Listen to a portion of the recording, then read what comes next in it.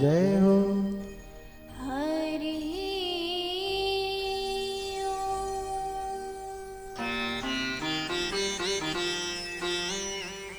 श्री गणेशाय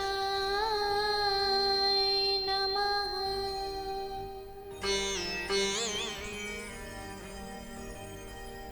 हरि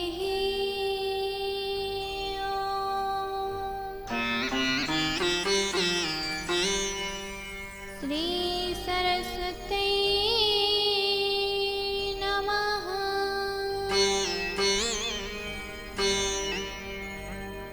हरि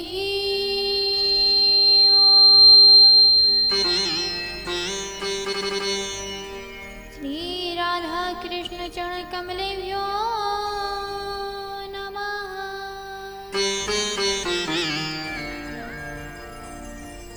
हरि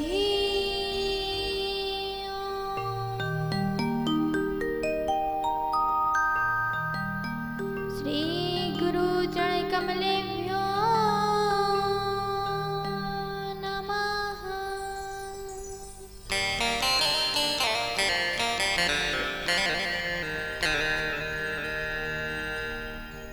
वक्रतुंड महाकाय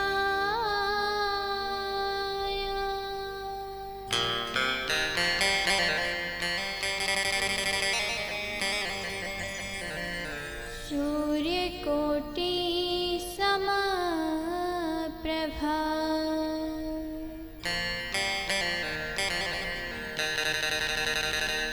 निर्विघ्नं कुरु मे देव।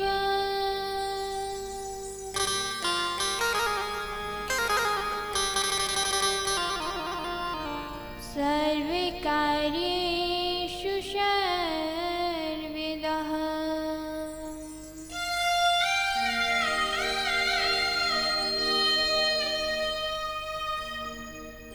वर्णानामर्थसङ्घानां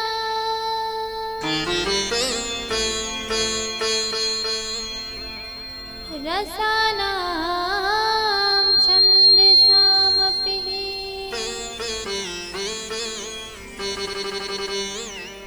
मङ्गलानां च कर्तारो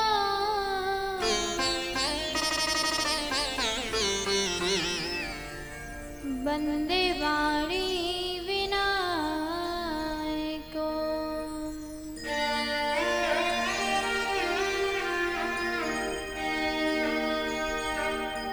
बंसी विभूषितकरा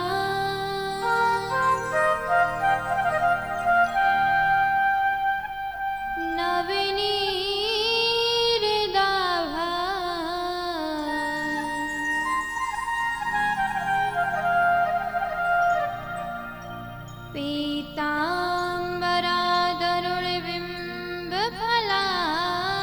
पीताम्बरादरुणबिम्बफलाधरोष्ठा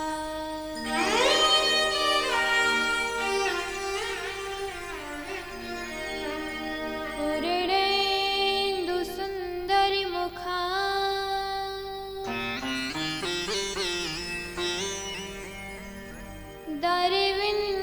दरविन्दुनेत्रा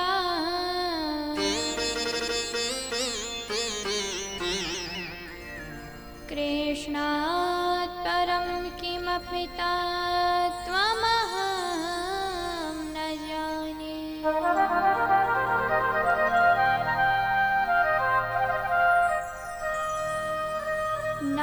नारायणं नमस्कृत्य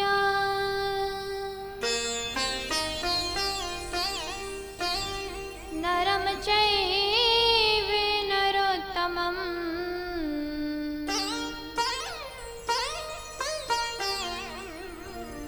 देवीं सरस्वतीं व्यासं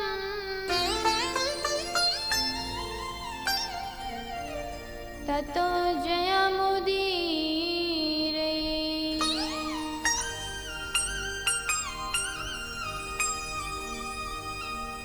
जाकी सेवा भाव से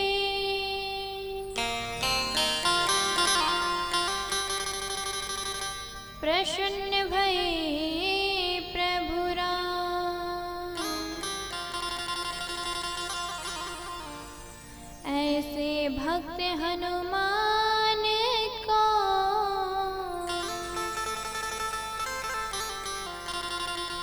मेरा बारंबार प्रणाम।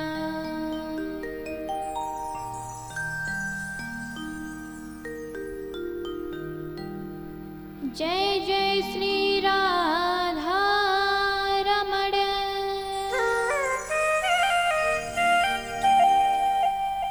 जय जय नवल किशोर।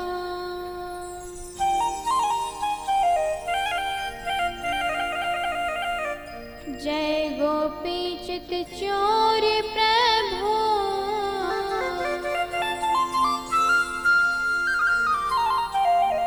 तेरी जय हो माखन चोर।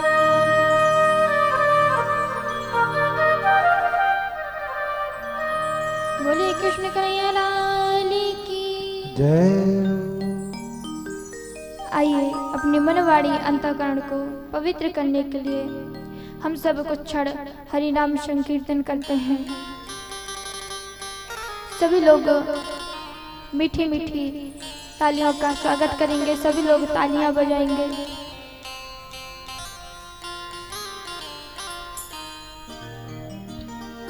अच्युतम केशवम कृष्ण दामोदरम राम नारायणम जानकी वल्लभम। चेतन के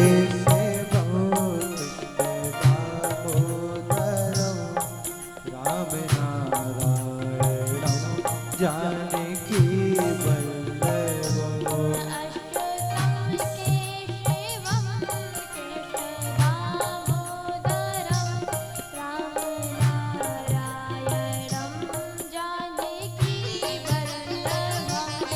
अच्युतम केशवम कृष्ण दामोदरम राम नारायणम जानकी वल्लभम।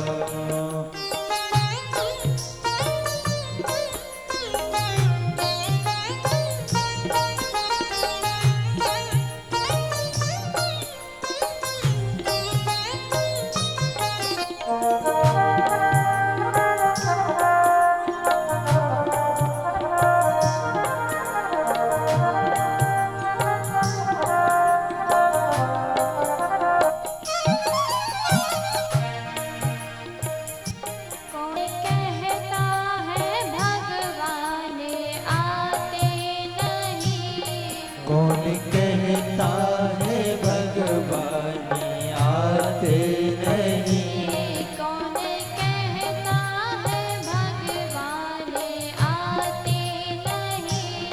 कौन कहता है भगवान आते नहीं। तुम मीरा के जैसे बुलाते नहीं। तुम मीरा के जैसे बुलाते नहीं। तुम मीरा के जैसे बुलाते नहीं। तुम मीरा के जैसे बुलाते नहीं। अच्युतम केशवम कृष्ण दामोदरम राम नारायणम जानकी वल्लभम। अच्युतम केशवम कृष्ण दामोदरम राम नारायणम जानकी वल्लभम।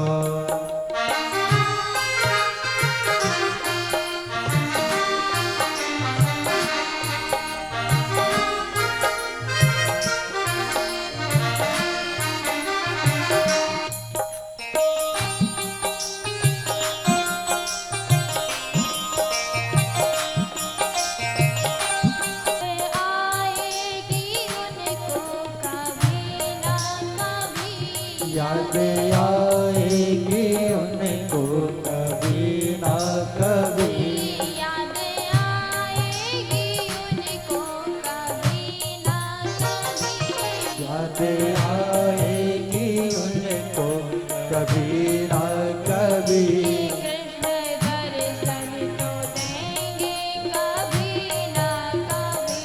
कृष्ण दर्शन को देंगे कभी ना कभी कृष्ण दर्शन तो देंगे कभी ना कभी।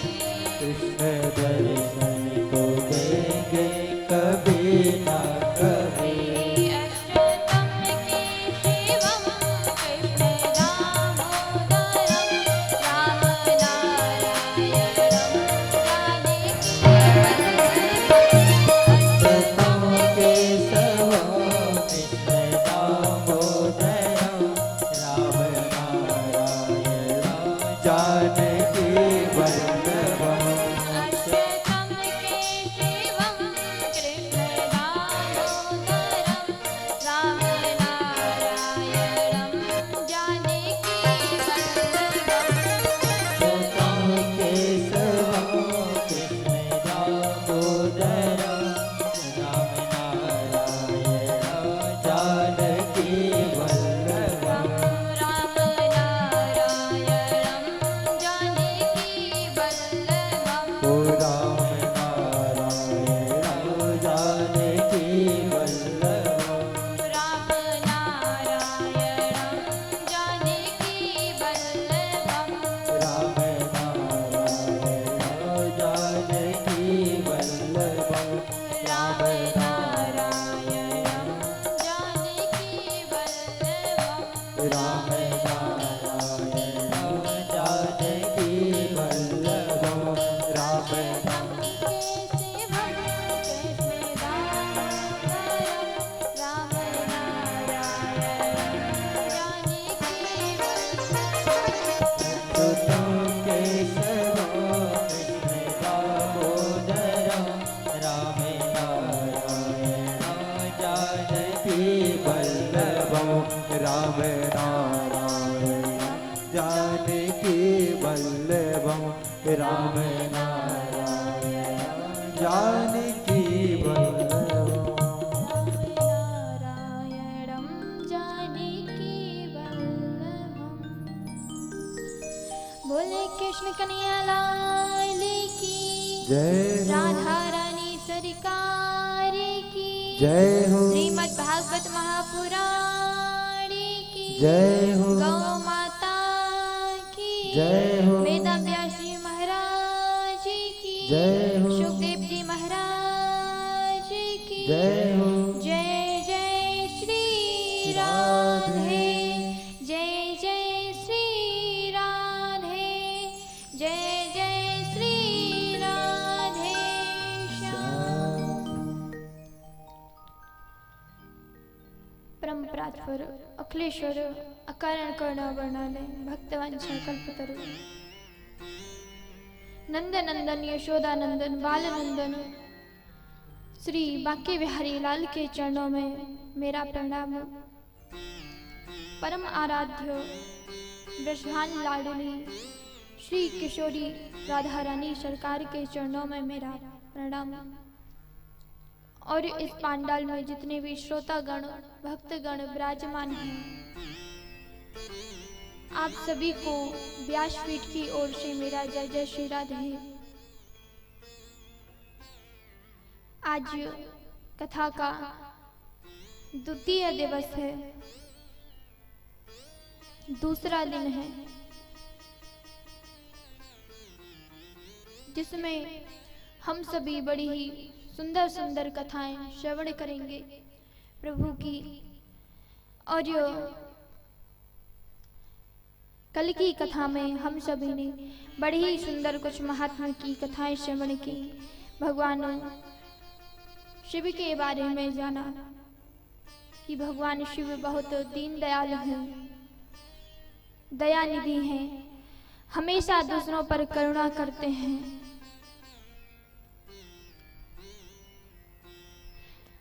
और आज हम आगे की कथा श्रवण करेंगे। श्रीमद् भागवत महापुराण की कथा। हमारे अनेक जन्मों के जब पुण्य उदय होते हैं तब जाकर हमें श्रीमद् भागवत महापुराण की कथा श्रवण करने के लिए मिलती है। लोग तरसते हैं कि हमें प्रभु की कथा श्रवण करने के लिए मिल जाए। देवता सोचते हैं कि हम मनुष्य का जन्म लें, मनुष्य जन्म यदि हमें मिल जाएगा तो हम भगवान कृष्ण की कथा श्रवण कर सकेंगे, क्योंकि प्रभु की कथा, गोविंद की कथा हमें मात्र मनुष्य जन्म में ही सुलभ है। मनुष्य जन्म में ही हमें प्रभु की कथा श्रवण करने को मिल सकती है।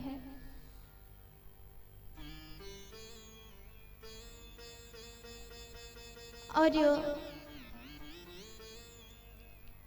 यहाँ पे मलारी ग्राम में तो हर वर्ष ही कथा होती है। श्रीमद् भागवत कथा, अभी राम कथा भी हुई थी भगवान राम की। तो कहते हैं कि बड़े ही भक्त लोग हैं, बड़े प्रेमी लोग हैं जो हर वर्ष गोविंद की कथा श्रवण करते रहते हैं, हमेशा भक्ति में लीन रहते हैं। बहुत अच्छे लोग हैं कि 24 घंटे बस प्रभु की कथा ही, ऐसा कोई वर्ष नहीं है जो यहाँ पे कथा ना होती हो।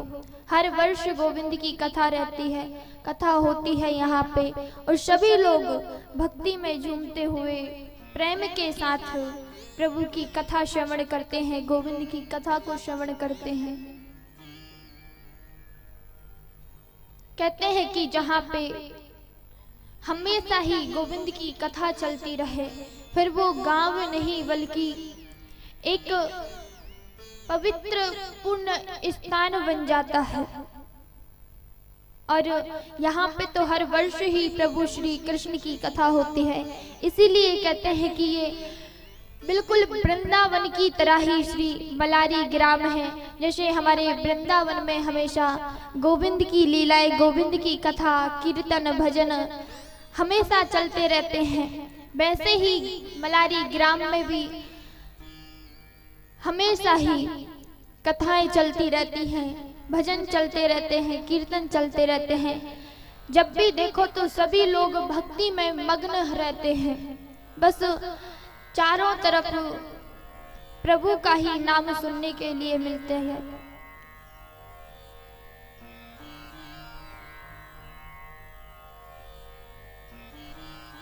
ऐसा अवसर हमारे जीवन में बार बार नहीं आता है कि हमें प्रभु की कथा श्रवण करने को मिले, देखने को मिले, उन्हें समझने को मिले, क्योंकि हमें प्रभु की कथा मात्र सुननी नहीं होती, उसे जीवन में उतारना भी चाहिए।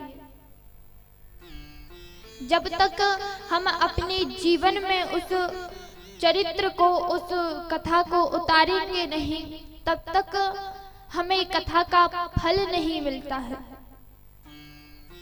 सुनने को तो कोई भी सुन सकता है, लेकिन विशेष होता है कि हम उस चीज को अपने जीवन में उतारें, उस कार्य को करें, आगे जाके हमारी जो पीढ़ी है उसे करें। ये विशेष होता है।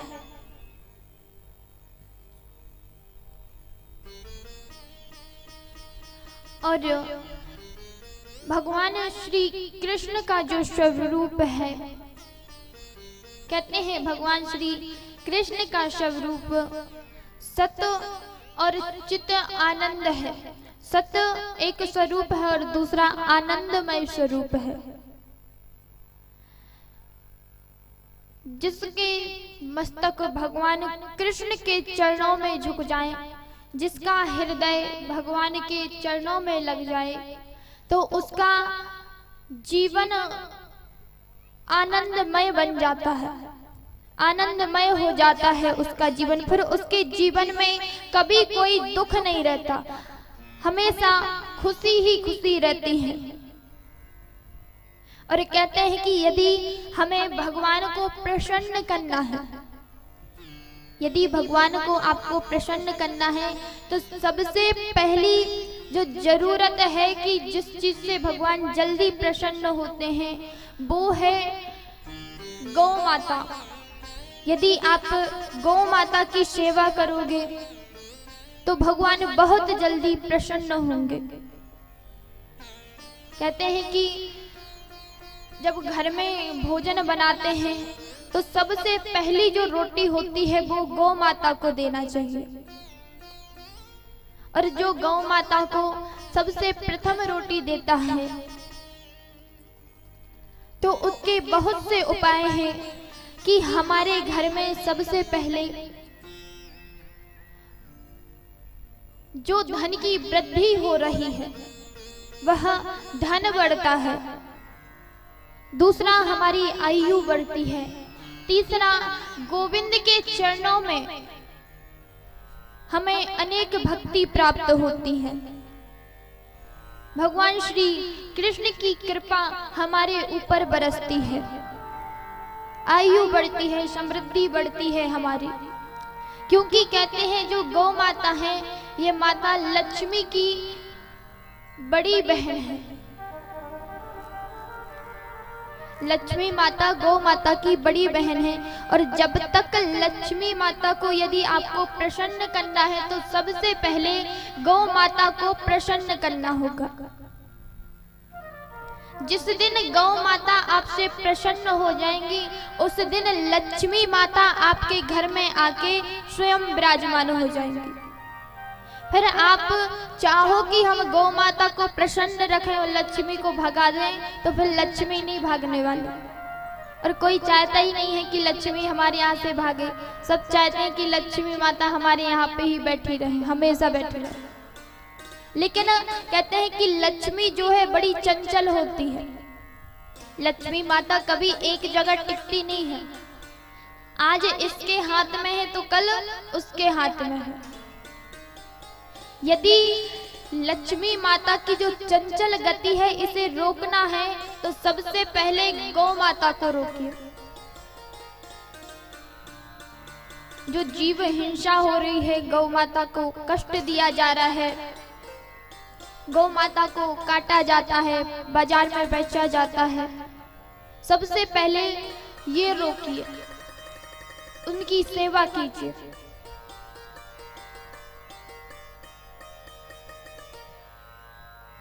और जैसे ही गौ माता आपसे प्रसन्न होंगी वैसे ही लक्ष्मी माता भी प्रसन्न हो जाएंगी। क्योंकि लोग कहते रहते हैं कि हमारे यहाँ पे तो सभी लोग मेहनत करते हैं, बहुत पैसा घर में आता है, लेकिन पैसा हमारे घर में टिकता नहीं है, लक्ष्मी हमारे घर में रुकती नहीं है। जैसे ही हाथ में आती है कि किसी ना किसी कार्य में लगकर लक्ष्मी हमारे यहाँ से चली जाती है। लक्ष्मी कैसे रुके घर में? जब गौ माता ही दुखी रहेंगी, उनकी बड़ी बहन दुखी रहेंगी, तो लक्ष्मी माता यानी कि उनकी छोटी बहन कैसे घर में रह सकती है? जब तक उनकी बड़ी बहन प्रसन्न नहीं होंगी तब तक लक्ष्मी माता प्रसन्न नहीं हो सकती। और जैसे ही गौ माता प्रसन्न होंगी तो लक्ष्मी माता प्रसन्न होंगी, और जब लक्ष्मी माता प्रसन्न होंगी तो गोविंद की कृपा आपके ऊपर स्वयं ही बरसना प्रारंभ हो जाएगी। भगवान का आनंदमय स्वरूप हमारे जीवन को आनंदमय कर देगा, हमारे जीवन में आनंद ही आनंद आएगा। कभी किसी को कोई दुख नहीं होगा, कभी कोई कष्ट नहीं होगा।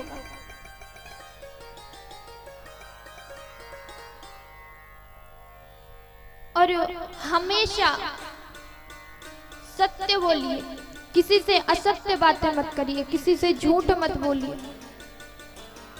हमेशा हमें एक दूसरे से सत्य बोलना चाहिए। जो भी बात हो उसे जहां तक हो सके सत्य ही बोलिए।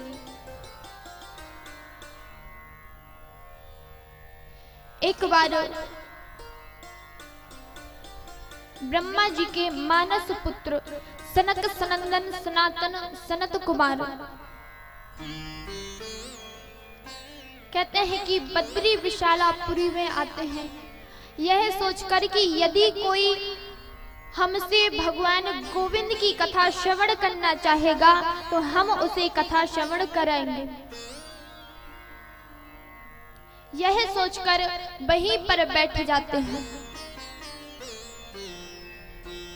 वहीं पर श्री देवर्षि नारद का आगमन होता है और जब नारद जी आ रहे थे तो नारद जी का मुंह मुरझाया हुआ था, लटका हुआ था, उदास थे। सनत कुमारों ने देवर्षि नारद से पूछा कि हे देवर्षि नारद, आप उदास क्यों हैं? आपको किस बात का दुख है? किस बात की आपको चिंता है? क्या कारण है? बोले, ना आपका घर है, ना आपके पास धन है, ना रुपया है, ना पैसा है, ना परिवार है, ना बच्चे हैं, ना पत्नी है। फिर आपको किस चीज का दुख है? आपको कौन सी चिंता है जो इतना परेशान कर रही है, जिससे आपका मन इतना उदास है?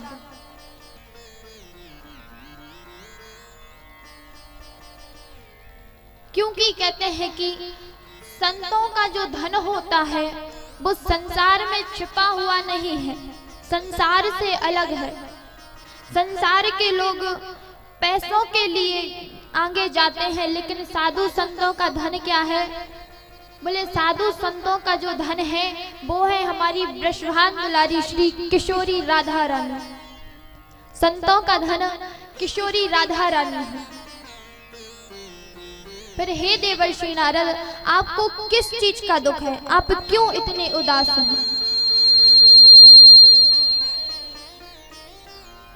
नारद जी कहते हैं कि मैं तीर्थ यात्रा में निकला कि मुझे शायद कहीं मन में शांति मिले, कोई स्थान मिले।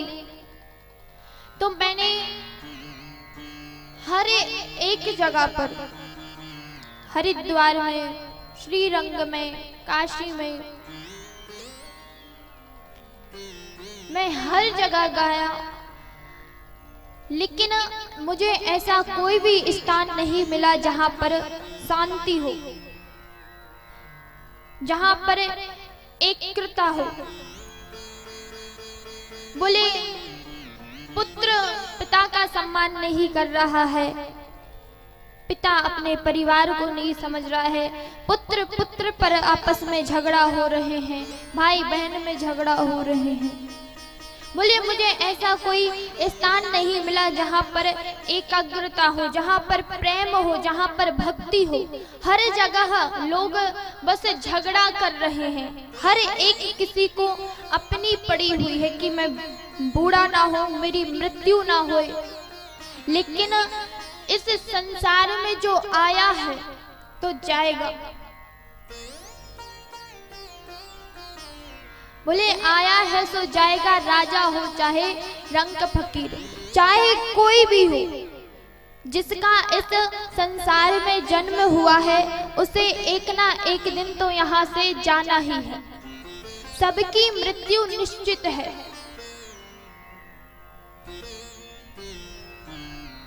लोग यदि चाहें कि हमारी मृत्यु रुक जाए, हमारी मृत्यु हुई कभी ना हो, हम बूढ़े ना हो, हम बुजुर्ग ना हो, और हम हमेशा ऐसे ही युवा अवस्था को प्राप्त रहें। लेकिन कहते हैं आप चाहे कितना भी प्रयास कर लीजिए, लेकिन एक ना एक दिन हमें बुजुर्ग होना ही पड़ता है और सभी को एक ना एक दिन इस संसार से जाना ही होता है। भगवान कहते हैं कि मैं तुम्हें अपने पास में बुलाने से पहले सूचित कर देता हूँ, तुम्हें संकेत देता हूँ, सावधान करता हूँ कि सावधान हो जाओ। बोले, भगवान सबसे पहले घंटी बजाना प्रारंभ करते हैं। भगवान 4 घंटी बजाते हैं। बोले, सबसे पहले जब भगवान घंटी बजाते हैं तो उसमें सबसे पहले भगवान जब पहली घंटी बजाते हैं तो बोले लोगों के बाल काले कर देते हैं। और जैसे ही बाल काले हुए तो भगवान कहते हैं कि आप लोगों ने बाल सफेद कर देते हैं। और भगवान कहते हैं कि जब तुम्हारे काले बाल थे तो तुमने बहुत सजकर बहुत तैयार होकर यहाँ वहाँ घूमे, लेकिन अब सफेद बाल हो गए हैं तो मात्र घर में ही बैठो, घूंघट डालो और मेरा भजन करो। लेकिन लोग कहते हैं कि प्रभु आप भले ही हमारे सफेद बाल कर दो, लेकिन हम मेहंदी लगाकर डाई लगाकर बोले काले बाल कर लेंगे और वैसे के वैसे युवा बने रहेंगे, हम बूढ़े नहीं होने वाले इतने जल्दी। भगवान कहते हैं कोई बात नहीं, पहली बार सावधान नहीं हुए, दूसरी बार सावधान करता हूं। जब दूसरी घंटी बजाई तो दूसरी घंटी में क्या किया, बोले दूसरी घंटी बजाई को भगवान ने जो 32 दांत दिए हैं उन्हें तोड़ देते हैं। और जैसे ही 32 दांत तोड़े तो भगवान ने कहा कि मेवा मिष्ठान आपने बहुत खाए, संसार के बहुत पकवान खा लिए, अब मेरे मात्र जो जिह्वा है उस जिह्वा से मेरे सामने बैठकर भजन कर, जिससे तूने जो अधर्म किया होगा, पाप किया होगा, वो पाप तेरे कट जाएंगे और तू मेरे यहाँ पे आएगा, मैं तुझे बुला रहा हूँ।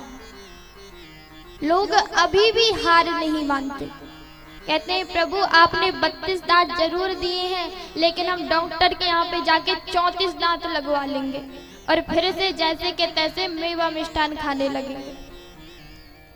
भगवान कहते हैं कोई बात नहीं, अभी बच्चा है, नादान है तो तू मेरा ही, तुझे मैं फिर से एक बार सावधान करता हूँ।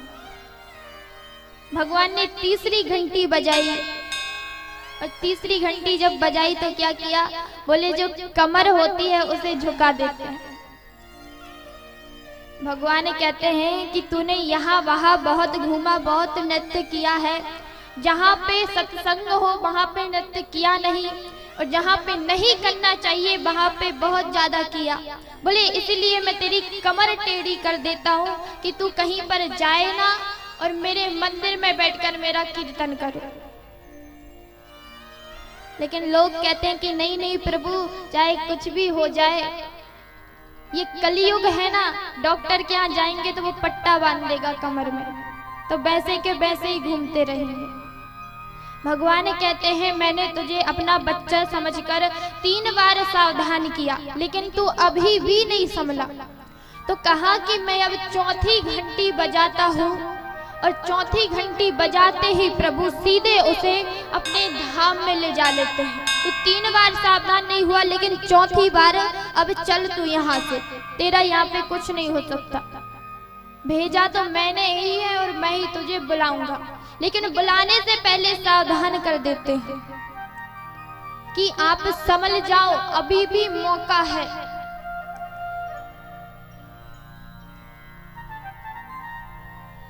लेकिन सनत कुमारों, मुझे ऐसा कोई स्थान ही नहीं मिला जहां पर लोग सत्संग करते हो।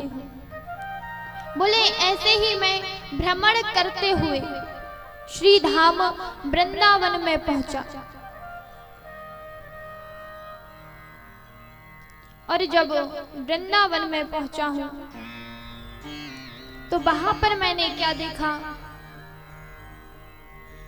बोले वहां पर मैंने देखा कि एक युवा स्त्री अपने दोनों पैरों पर, अपनी गोद पर उसके 2 वृद्ध पुरुष वहां पर लेटे रहे थे, और वह स्त्री रो रही है। मैंने सोचा कि जाकर उससे पूछ लेता हूँ कि देवी आप कौन हो, क्या कारण है, क्यों रो रही हो, ये कौन है। मैं जाकर जैसे ही उनसे पूछने वाला था कि मेरे मन में आया कि स्त्रियों के पास कभी जाना नहीं चाहिए, क्योंकि इनका स्वभाव चंचल होता है, पता नहीं किसे कब क्या कह दे। क्रोध आ गया तो छोड़ती नहीं, और दया आ गई तो उसका पूरा सम्मान करती हूँ। बोले हर चीज में आ गई, इसीलिए मैं वहां से वापस आने लगा। मैंने उन्हें कुछ भी नहीं कहा, लेकिन जैसे ही मैं वापस आ रहा था कि पीछे से उस स्त्री ने, उस देवी ने मुझे देखा और कहने लगे, भो भो साधो क्षणम तेष्ट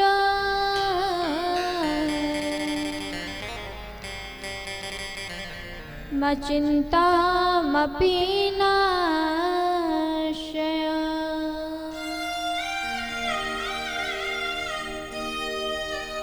दर्शनम तव लोकस्य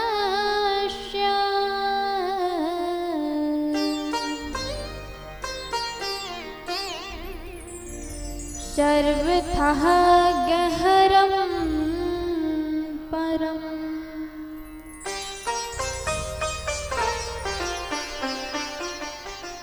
पीछे से उस देवी ने कहा कि हे साधु बाबा रुक जाइए, मैंने सुना है कि यदि संतों का संग एक क्षण का भी मिल जाए तो भी उसका भव से पार हो जाता है, आप एक क्षण के लिए तो रुक जाइए। मैं उसकी बातें सुनकर उन देवी की रुक गया और जाकर मैंने उन देवी से पूछा कि देवी आप कौन हो और क्यों रुदन कर रही हो, क्यों रो रही हो, और आपके जो गोद में जो वृद्ध दो पुरुष लेटे हुए हैं वो कौन है?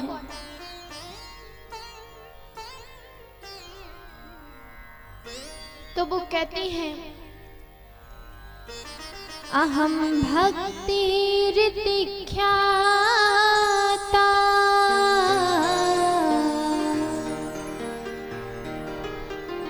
इमौ मे तनयौ मतौ।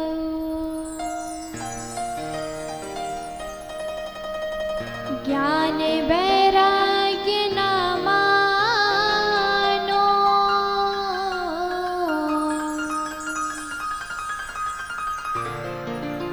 काल योगेन जर्जरौ।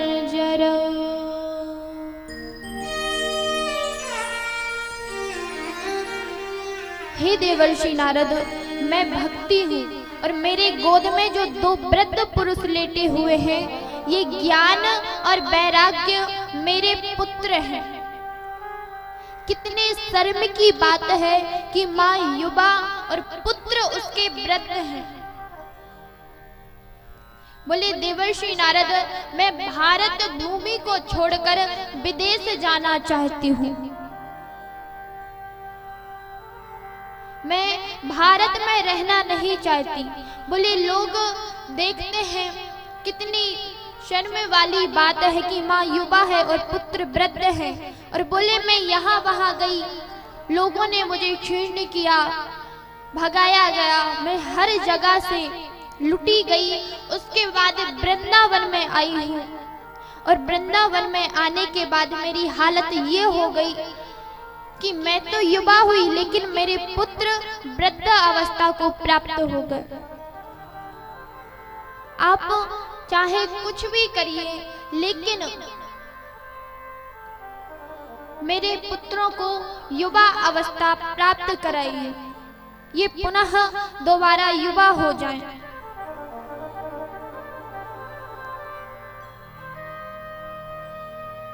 नारद जी कहते हैं कि हे भक्ति महारानी, हे भक्ति देवी, आप चिंता मत करिए, मैं ज्ञान वैराग्य को गीता पाठ पुराण सब कुछ सुनाऊंगा और पुनः इन्हें युवा अवस्था को प्राप्त हो जाएंगे। देवर्षि नारद ने 4 वेद 6 शास्त्र सुनाए, गीता का पाठ सुनाया, लेकिन वो ज्ञान वैराग्य एक क्षण के लिए तो उठे लेकिन जमाई लेकर पुनः सो जाते हैं।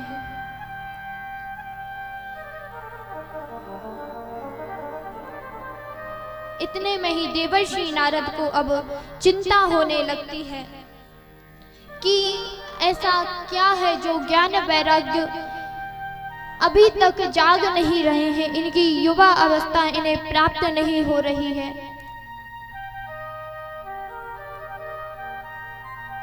इतने में ही आकाशवाणी होती है कि हे देवर्षि नारद, आप सत्संग करिए।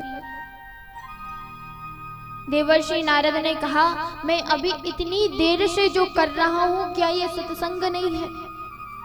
इतने में ही वहां से आकाशवाणी बंद हुई। देवर्षि नारद यहाँ वहां भटकने लगे, साधु संतों से पूछ रहे हैं कि सत्संग क्या है। लेकिन किसी ने कहा कि नारद जी, आप तो ब्रह्मा जी के पुत्र हैं, जब आपको ही नहीं पता तो हमें कैसे पता होगा। और बोले कोई कोई तो मौनी बाबा बन के बैठ जाते हैं, कोई फलारी बाबा बन के बैठ जाते हैं कि हमसे देवर्षि नारद पूछ ना ले। बोले जब हम मौनी बाबा बन के बैठ जाएंगे तो वैसे ही नहीं पूछेंगे, और जैसे हमें मानते हैं वैसे ही मानते रहेंगे।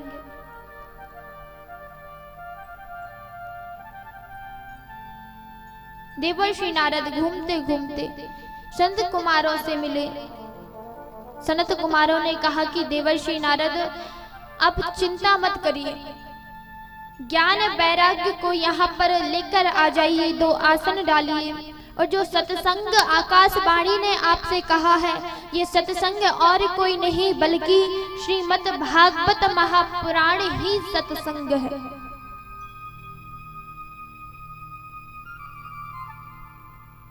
सत्संग से बढ़कर कुछ भी नहीं है। हमारे जीवन में सत्संग का होना बहुत जरूरी है, संतों का संग होना जरूरी है। और कहते हैं जिस पर साधु संतों की कृपा बरसे तो उस पर गोविंद की कृपा भी बरसती है।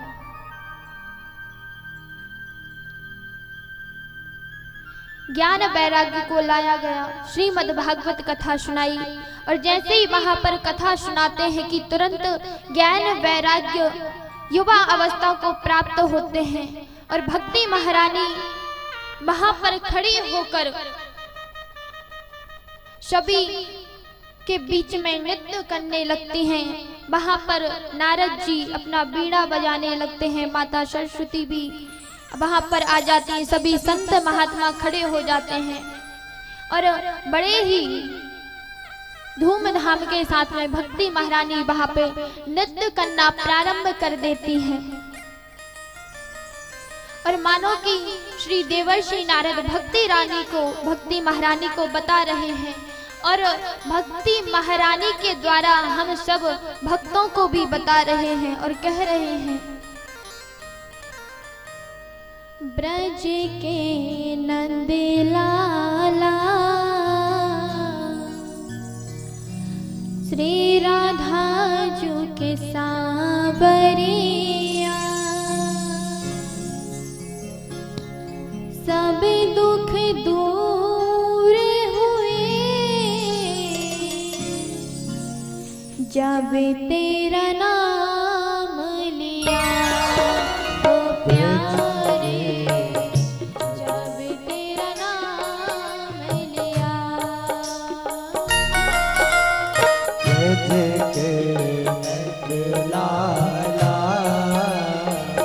राधा जी के सावरिया, सब दुख दूर हुए जब तेरा नाम लिया। ओ प्यारे जब तेरा नाम लिया।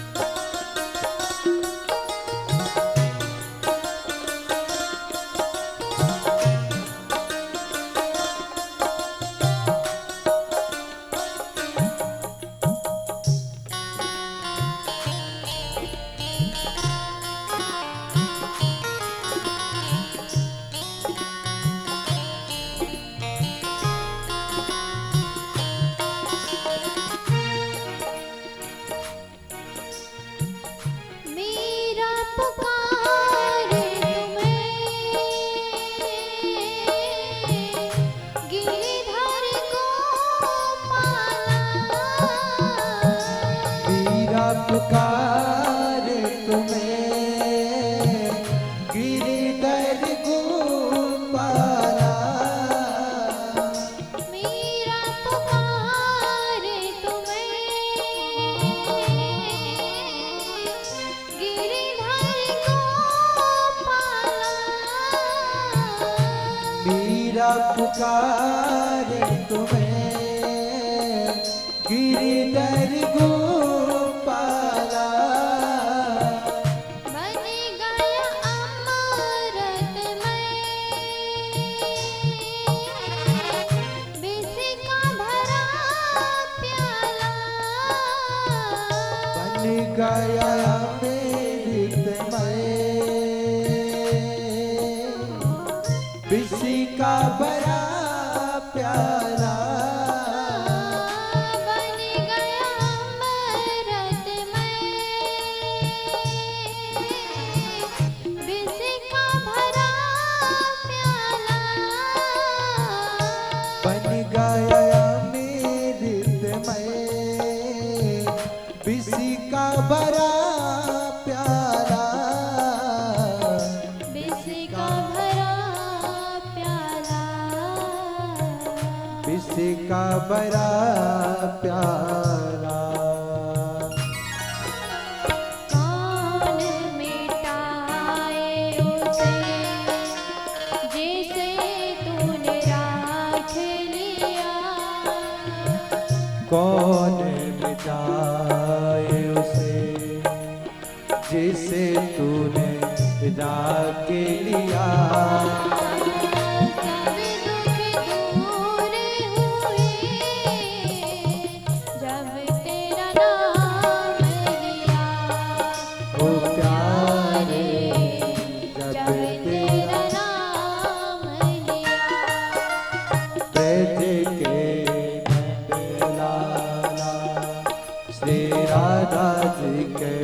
सावरिया सब दुख दूर हुए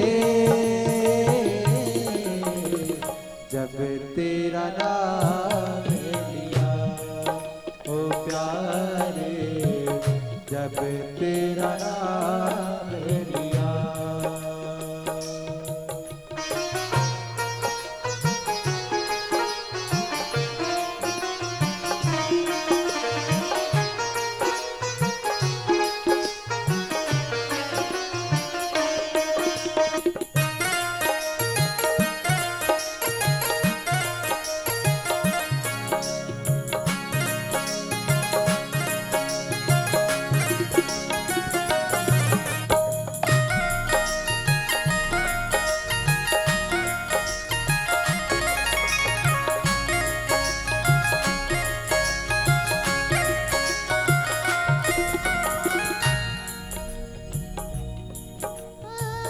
जब तेरे गोद में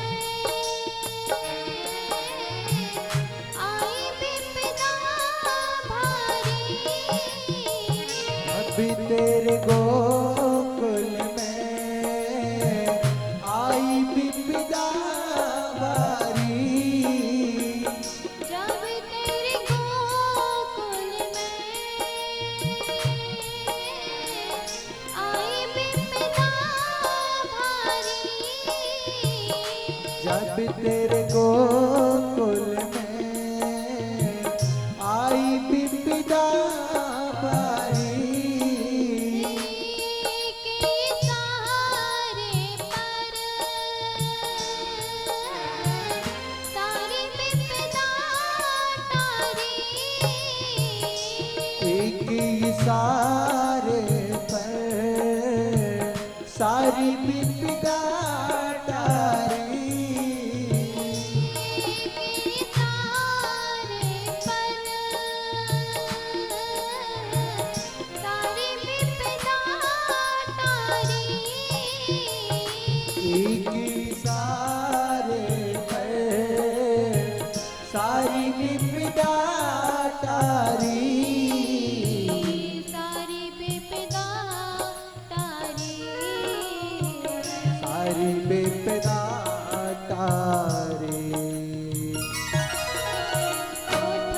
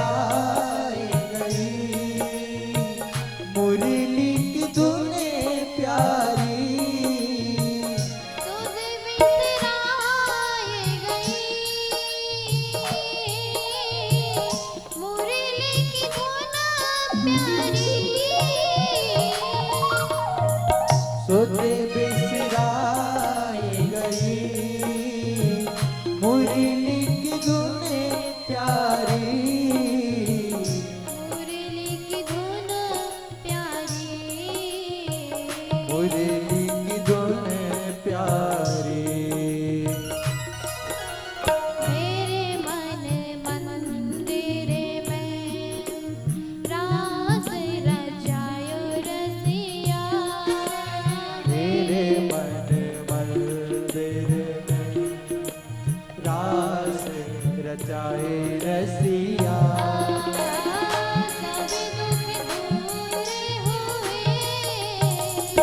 जब तेरा नाम लिया ओ प्यारे, जब तेरा नाम लिया। ब्रज के नंदलाल राधा जी सावरिया, सब दुख दूर हुए जब तेरा नाम लिया। ओ प्यारे जब तेरा नाम लिया।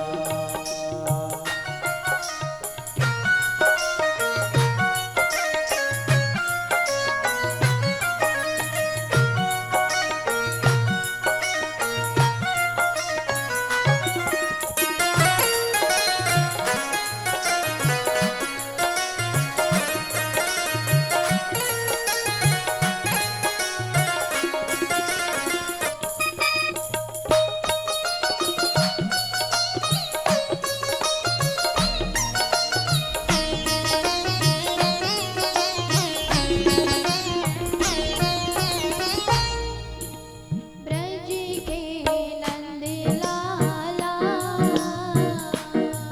श्री राधा जो के सावरिया,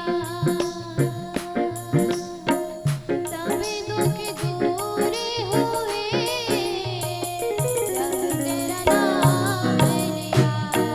ओ प्यारे जब तेरा नाम लिया। ओ प्यारे जब तेरा नाम लिया। प्यारे जब तेरा नाम लिया। ओ प्यारे जब तेरा नाम लिया। प्यारे जब तेरा नाम लिया। ओ प्यारे जब तेरा नाम लिया। प्यारे जब तेरा नाम लिया।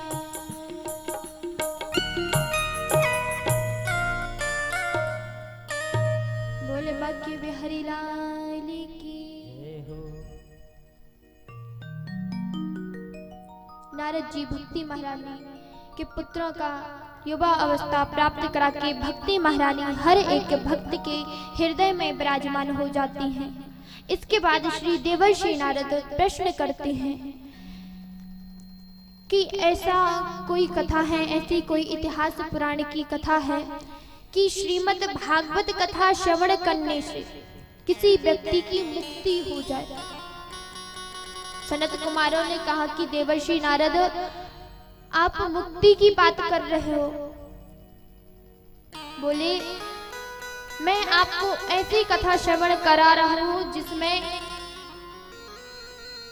व्यक्ति ने जन्म लिया, जन्म से बड़े होते तक पाप किया, मरते मरते तक प्राप्त किया, पाप किया और मरने के बाद भी प्रेत योनि को प्राप्त हुआ। लेकिन किसी के द्वारा श्रीमद् भागवत कथा श्रवण कर ली और एक देव योनि को प्राप्त हो गया और भगवान के धाम चला गया।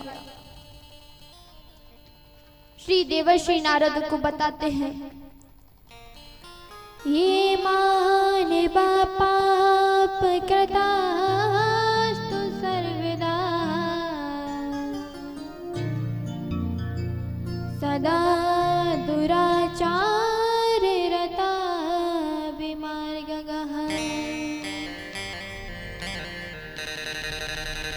क्रोधाग्निदग्धः कुटिलाक्षकामिनः,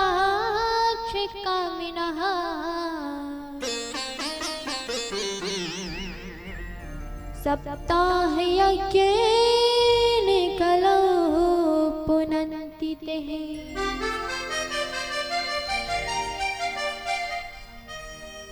कहा कि हे देवर्षि नारद, तुंगभद्रा नदी के किनारे आत्मदेव नामक ब्राह्मण रहते थे।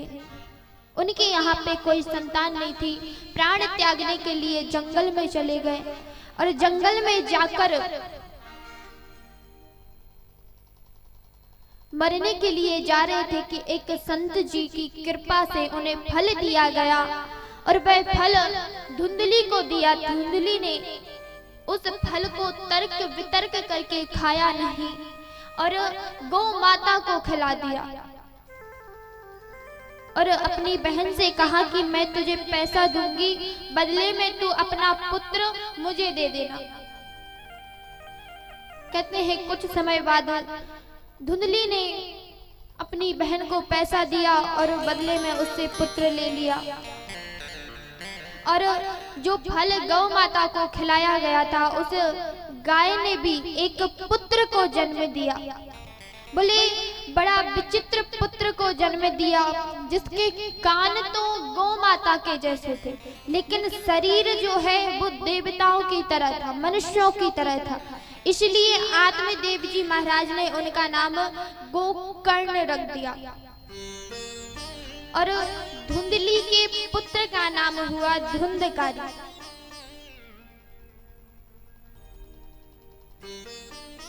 दोनों ने ही शिक्षा प्राप्त की, एक कुख्यात हुआ, एक विख्यात हुए।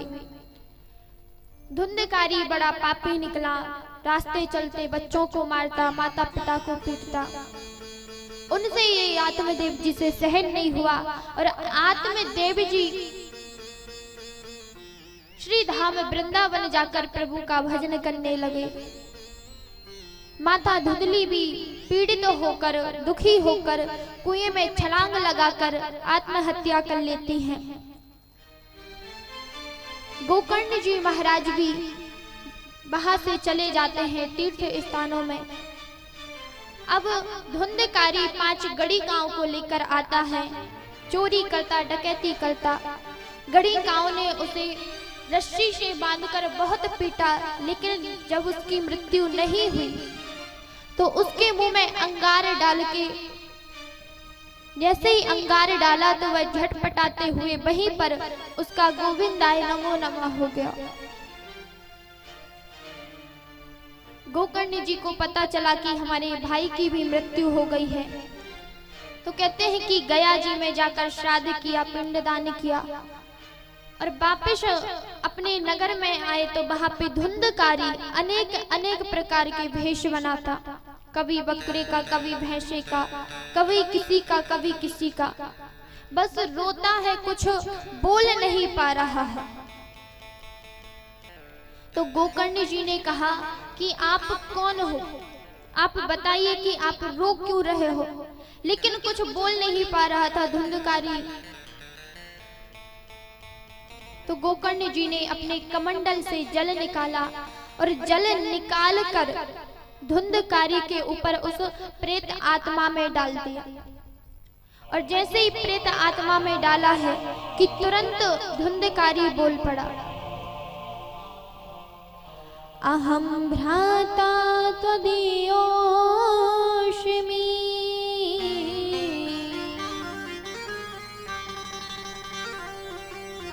धुंधकारी रीति नामितः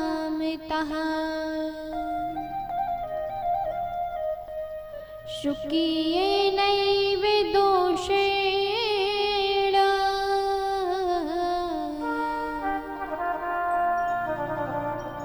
बृहत् वमनाशितं मया।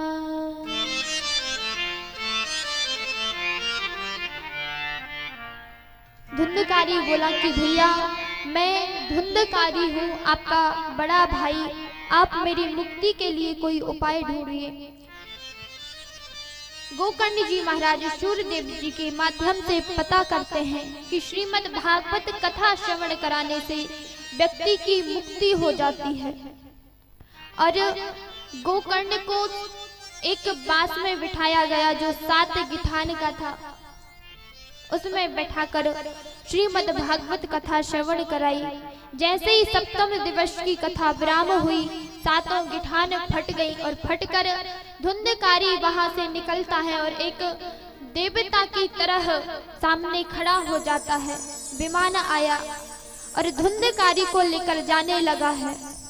और जैसे ही धुंधकारी को लेकर जा रहा था कि तुरंत गोकर्ण जी बोले कि आप मात्र धुंधकारी को लेकर क्यों जा रहे हो? यहाँ पर कथा तो सभी ने श्रवण की है, सभी के लिए विमान आना चाहिए। तो भगवान के पार्षदों ने कहा कि गोकर्ण जी, यहाँ पे जितने भी लोग कथा श्रवण कर रहे थे, बोले सब किसी का मन पांडाल में नहीं था, किसी का मन कथा में नहीं था। सब यहाँ वहां देख रहे थे। कोई पांडाल देख रहा था, कोई कुछ देख रहा था, कोई ऊपर देख रहा है, कोई नीचे देख रहा है। किसी को गर्मी लग रही है तो अपनी हवा कर रहा है, कोई व्यास जी को देख रहा है, कोई देख रहा है कि कब भजन होगा, कोई नृत्य कर रहा है या नहीं कर रहा है। बोले ये सब देखने को लगे हैं। तो बोले किसी का मन कथा में नहीं था, मन था तो मात्र धुंधकारी का, इसीलिए विमान एक आया। बोले आप फिर से कथा प्रारंभ करिए। फिर से जब सभी लोगों का मन कथा में होगा तो पुनः यहाँ पे विमान आएंगे और सब के सब को हम लेकर अपने साथ में चलेंगे। फिर से गोकर्ण जी ने कथा श्रवण कराई, सभी का मन कथा में लगा और सब के सब प्रभु के धाम को चले गए।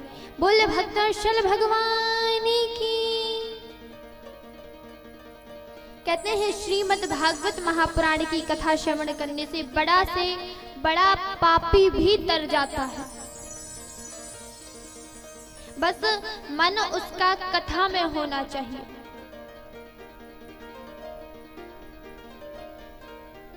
श्री वेद व्यास जी मंगलाचरण करते हुए कहते हैं, जन्माद्यस्य यतोन्मयादितरता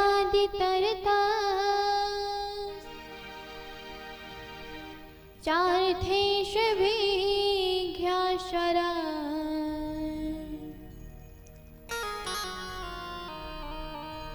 तेने ब्रह्म हृदय आदि कवये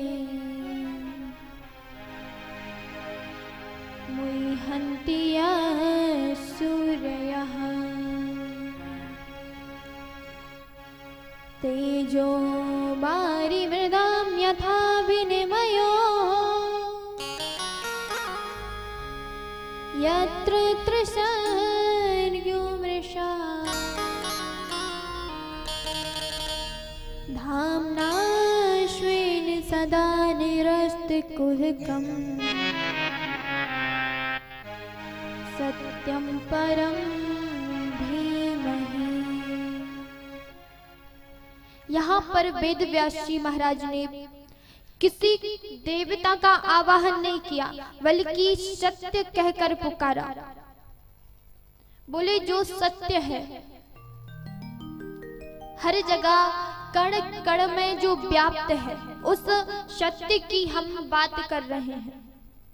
किसी का नाम नहीं लिया, ना भगवान कृष्ण का, ना नारायण का, ना ब्रह्मा का और ना ही शंकर का। सत्य सत्य कहा है, सत्य कहकर प्रभु का आवाहन किया है।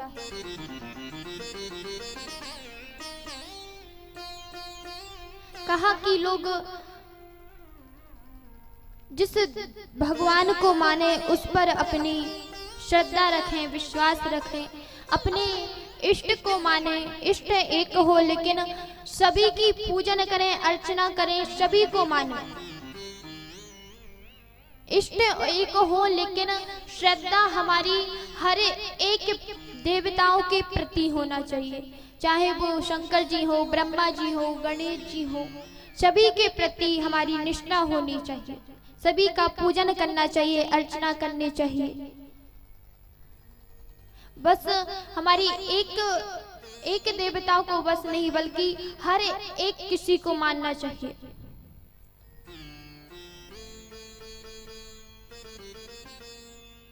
जब आप सभी को मानोगे, किसी पर भेदभाव नहीं करोगे, क्योंकि कहते हैं परमात्मा एक है, परमात्मा अलग अलग नहीं है। बस अपने भक्तों पर कृपा करने के लिए परमात्मा अलग अलग अवतार लेते हैं, अलग अलग रूपों में आते हैं। कभी कृष्ण बनते हैं, कभी राम बनते हैं एक ही, लेकिन भक्तों पर कृपा करने के लिए अलग अलग अवतार में आते हैं। कभी श्वेत वर्ण में आते हैं, कभी पीतांबर में आते हैं, कभी कुछ और कभी कुछ में आते हैं। इसीलिए हर एक किसी पर हमारी श्रद्धा विश्वास होना चाहिए। और कहते हैं कि श्रीमद् भागवत कथा इस पृथ्वी पर कैसी आई,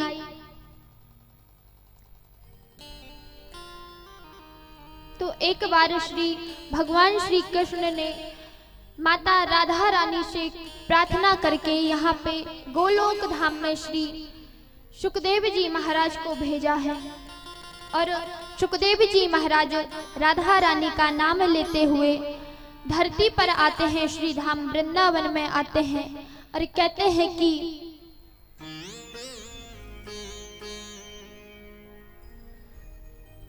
ओ नंद भवन में उड़ रही धूल, धूल मोहे प्यारी लगे। नंद भवन में उड़ रही धूल, धूल मोहे प्यारी लगे। नंद भवन में उड़ रही धूल, धूल मोहे प्यारी लगे। नंद भवन में उड़ रही धूल, धूल मोहे प्यारी लगे। उड़ रही धूल, धूल मोहे प्यारी लगे। नंद भवन में उड़ रही धूल, धूल मोहे प्यारी लगे। भवन में उड़ रही धूल, धूल मोहे प्यारी लगे।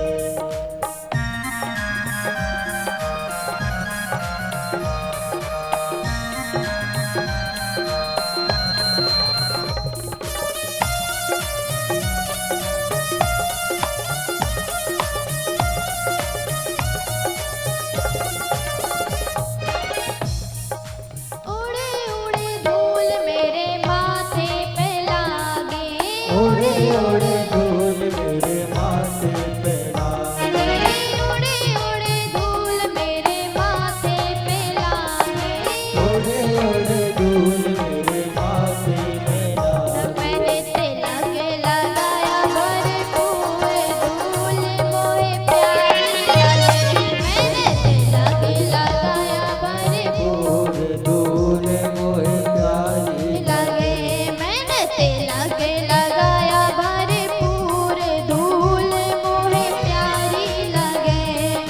तिलक लगाया बड़ी धूल, धूल मोहे प्यारी लगे। नंद भवन में उड़ रही धूल, धूल मोहे प्यारी लगे। नंद भवन में उड़ रही धूल, धूल मोहे प्यारी लगे।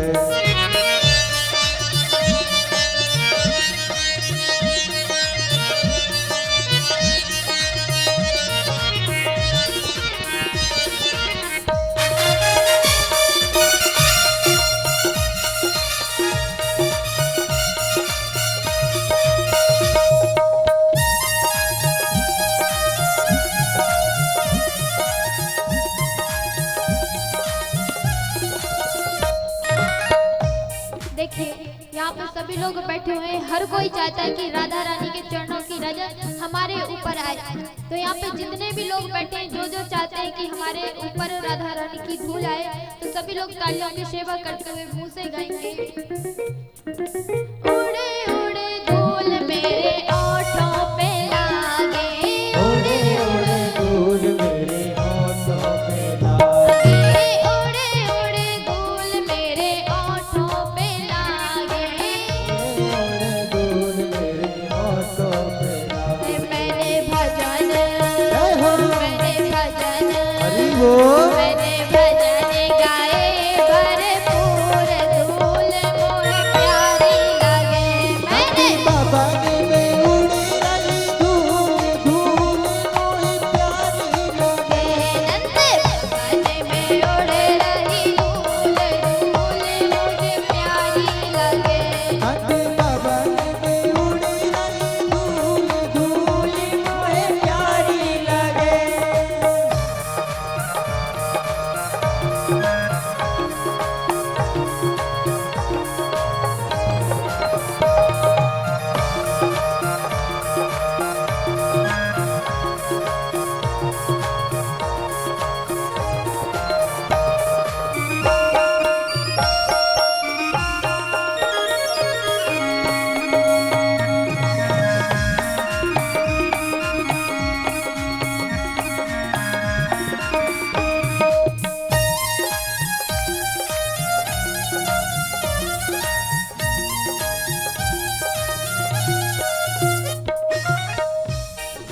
उड़े उड़े धूल मेरे आँखों पे आवे।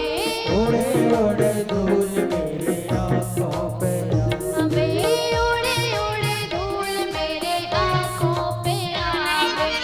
उड़े उड़े धूल मेरे आँखों पे मैंने दर्शन जय हो। मैंने दर्शन हरि बोल। मैंने दर्शन किए भरपूर धूल मोहे प्यारी लगे। नंद भवन में उड़ी रही धूल धूल मोहे प्यारी लगे। नंद भवन में उड़ रही धूल धूल मोहे प्यारी लगे। नंद भवन में उड़ी रही धूल धूल मोहे प्यारी लगे।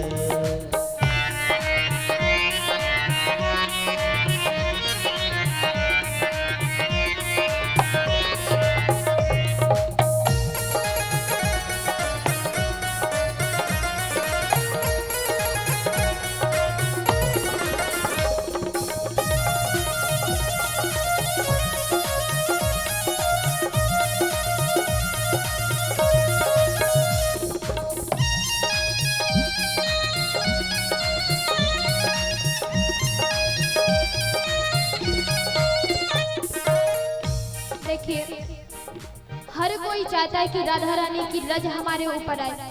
जिसके ऊपर राधा रानी की रज आई है, जिसके हाथों में रज लगी हुई है, तो सभी लोग ऊपर हाथ करके ताली बजाएंगे। सभी लोग उड़े उड़े धूल मेरे हाथड़ में लागे। उड़े उड़े धूल मेरे हाथ में लागे। उड़े उड़े धूल मेरे हाथों में आवे। उड़े उड़े धूल मेरे हाथ में लागे। अब करना क्या है, सभी लोग पूरे पूरे में हाथ उठाइए।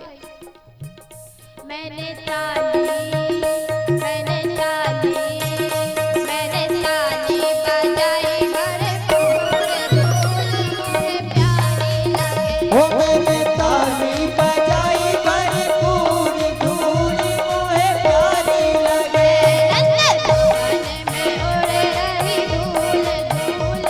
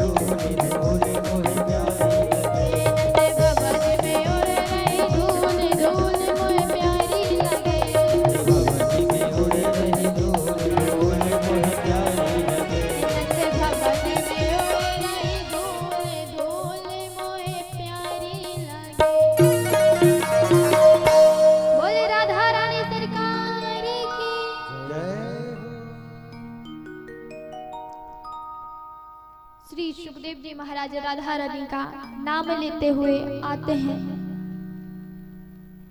और देखिए कथा चल रही है प्रभु की और वर्षा भी हो रही है। कितनी अच्छी बात है। मैंने कहा था कि जो मलारी ग्राम है ये कोई साधारण ग्राम नहीं है, ये साक्षात श्री धाम वृंदावन ही है। क्योंकि जब जब हमारे वृंदावन में बारिश होती है तब तक प्रभु की कथा चलती है और वहां पे हमेशा ही प्रभु की कथाएं चलती रहती हैं और बारिश भी होती रहती है।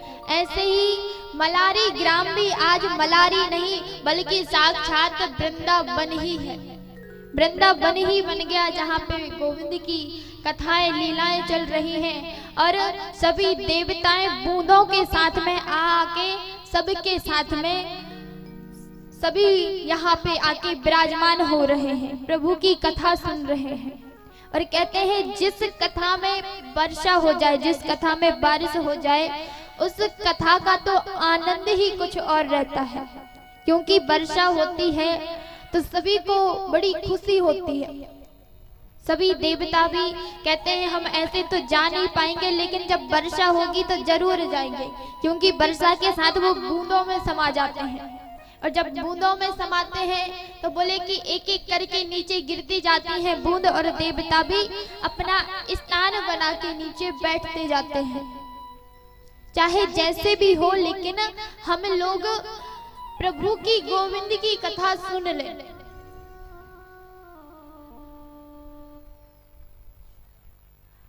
और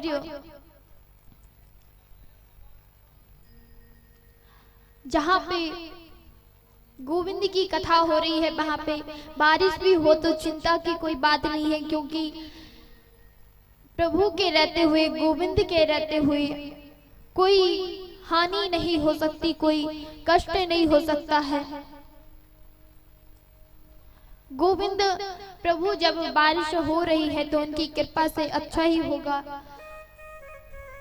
क्योंकि कहते हैं जो भी कार्य होता है हमारे जीवन में वो अच्छे के लिए ही होता है, कभी बुरा नहीं होता है। सुखदेव जी महाराज गोलोक धाम से पृथ्वी में आए हुए हैं कथा श्रवण कराने के लिए, लोगों तक भक्ति पहुंचाने के लिए।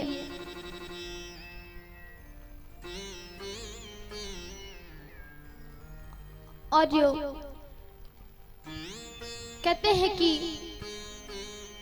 श्री सुखदेव जी आकर, तोता आकर, हिमालय पर्वत में एक पेड़ था, उस पेड़ की गुफा में एक तोती रहती थी। उस तोती के गर्भ में आकर सुखदेव जी ने प्रवेश किया। अरे एक दिन की बात है कि श्री देवर्षि नारद मन में यह सोच रहे थे कि हम भगवान शंकर से जाकर मिले, भगवान पार्वती माता से मिले, क्योंकि लोग कहते हैं कि भगवान शंकर और माता पार्वती के बीच में बड़ा प्रेम है, इनके बीच में कभी झगड़ा नहीं होता है। लेकिन भगवान की जैसी वहां पे चर्चा हुई, लोगों ने कहा, वहां पर देवर्षि नारद भी विराजमान थे। नारद जी ने कहा कि यदि ऐसी बात है माता क्या बताएं, संसार में कहीं प्रेम नहीं रहा। जो लोग देखो, जहां देखो वहां स्वार्थ ही स्वार्थ है।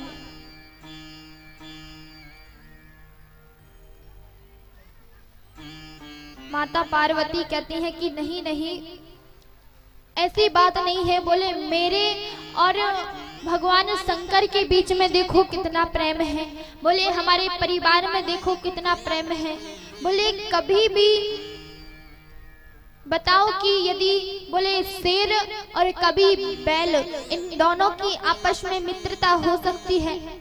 बोले कभी नहीं हो सकती। लेकिन मेरे परिवार में देखो कितना प्रेम है। बोले मेरा जो वाहन है वो शेर है और भगवान शंकर का जो वाहन है वो है बैल। बोले ये दोनों आपस में इनके कितने प्रेम है, दोनों आमने सामने रहते हैं, इनके बीच में कभी कोई झगड़ा नहीं होता है। मेरे पुत्र गणेश का वाहन जो है वो चूहा है और मेरे पुत्र कार्तिकेय का वाहन मोर है। और बोले भगवान शंकर के गले में शेषनाग हमेशा रहते हैं।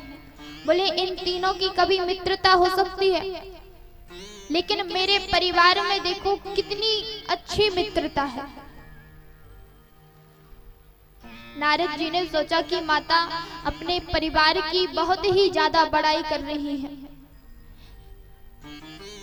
तो भगवान वहां पर थे नहीं, इसलिए नारद जी को भी अवसर मिल गया। नारद जी ने कहा कि माता एक बात बताओ कि भगवान शंकर के गले में जो माला है, बोले वो किसकी है? जो मुंडों की माला भगवान शंकर हमेशा 24 घंटे धारण किए रहते हैं, कभी अपने गले से नहीं उतारते हैं, वो माला किसकी है? माता पार्वती कहती ये बात तो मुझे पता नहीं है कि वो माला किसकी है। भगवान नारद जी ने सोचा कि यहाँ पे बात बन गई, अब बोले कि यहाँ से चले जाना चाहिए, नहीं तो आगे जाके बात बिगड़ भी सकती है। इसीलिए कहा कि माता देखो अब कोई बात नहीं, आपको पता नहीं है, लोग कहते थे कि आपके और शंकर जी के बीच में बड़ा प्रेम है। बोले जब आपको यही नहीं पता कि जो मुंडों की माला 24 घंटे धारण किए रहते हैं वो किसकी है, तो बोले शंकर जी आपसे क्या खाक प्रेम करते हैं। इतना कह के वहां से प्रणाम करके देवर्षि नारद चले जाते हैं। और जैसे ही गए के बीच में भोले बाबा मिल गए। भोले बाबा से कहा कि प्रभु आपको माता पार्वती ने याद किया है। भगवान शंकर कहते हैं आप आ कहां से रहे हो? कहा कि मैं माता पार्वती से ही मिलकर अभी आ रहा हूं। भगवान कहते हैं कि जब आप माता पार्वती से मिलकर आ रहे हैं तो अवश्य ही याद किया होगा, भले ही ऐसे याद ना करें, लेकिन आप गए थे तो अवश्य ही याद करेंगे। क्योंकि कहते हैं देवर्षि नारद जहाँ जाते हैं, जहाँ पर कभी झगड़ा नहीं होता वहाँ झगड़ा शुरू हो जाता है, और जहाँ पर झगड़ा होता है वहाँ पर हमेशा के लिए शांति हो जाती है, वहाँ कभी झगड़ा नहीं होता। भगवान शंकर माता पार्वती के पास में आए। माता पार्वती से कहा कि देवी क्या बात है, क्यों क्रोधित हो? माता पार्वती ने कहा कि आप तो सबसे बड़े झूठे हो, आप मुझसे प्रेम नहीं करते हो। बोले आखिर बात क्या है, आप बात तो बताइए। कहा कि आपने जो मुंडों की माला पहनी हुई है गले में, ये किसकी माला है? आपने मुझे कभी बताया? बोले देवी आपने कभी हमसे पूछा ही नहीं। बोले यदि देवी आपसे मेरा प्रेम करने का कोई प्रमाण है तो सबसे बड़ा प्रमाण जो है ये है मुंडों की माला है। बोले ये जो मुंडों की माला है ये किसी और की नहीं, जब जब आप अवतार लेती हो, अपना शरीर को त्याग करती हो, तो मैं आपके ब्रह में आकर आपके सिरों को काटकर अपने गले में माला बनाकर धारण करता हूँ। बोले जितने भी मुंड हैं ये सब के सब आपके ही हैं।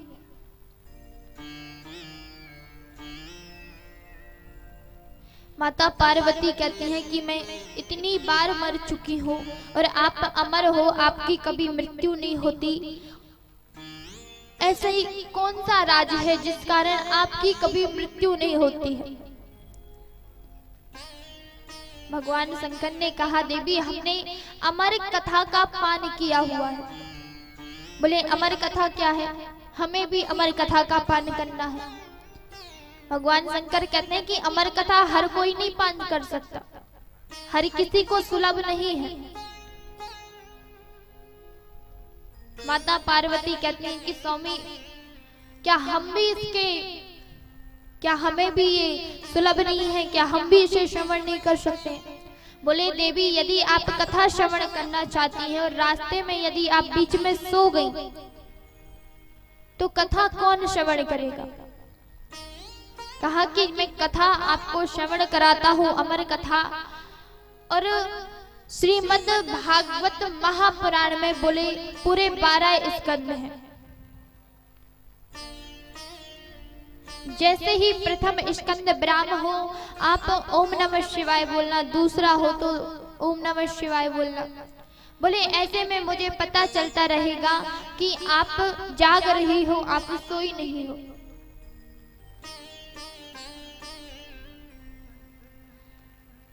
उसी हिमालय पर्वत के नीचे माता पार्वती शिव शंकर जाते हैं और भगवान शंकर अपना पहला डमरू बजाते हैं कि जितने भी जीव जंतु थे वे सब वहां से भाग जाते हैं। दूसरा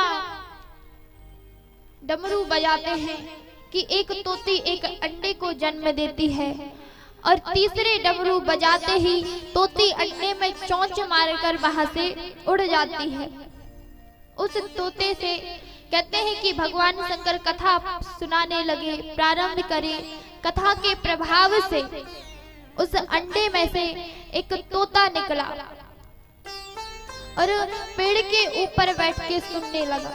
भगवान शंकर माता पार्वती को कथा श्रवण करा रहे हैं। जैसे ही 8 स्कंद ब्राह्म हुए, 9वां स्कंद प्रारंभ हुआ कि भगवान शंकर बाप बेटा बेटा बाप करने लगे कि तुरंत माता पार्वती को नींद आ गई। तो ऊपर तोते ने बैठे हुए सोचा कि सुखदेव जी ने कि आगे चल के तो मेरे गोविंद की कथा आने वाली है, यदि माता ने ओम नमः शिवाय नहीं बोला तो आगे की जो कथा है उसे सुनने से मैं वंचित रह जाऊंगा, उसे श्रवण नहीं कर पाऊंगा।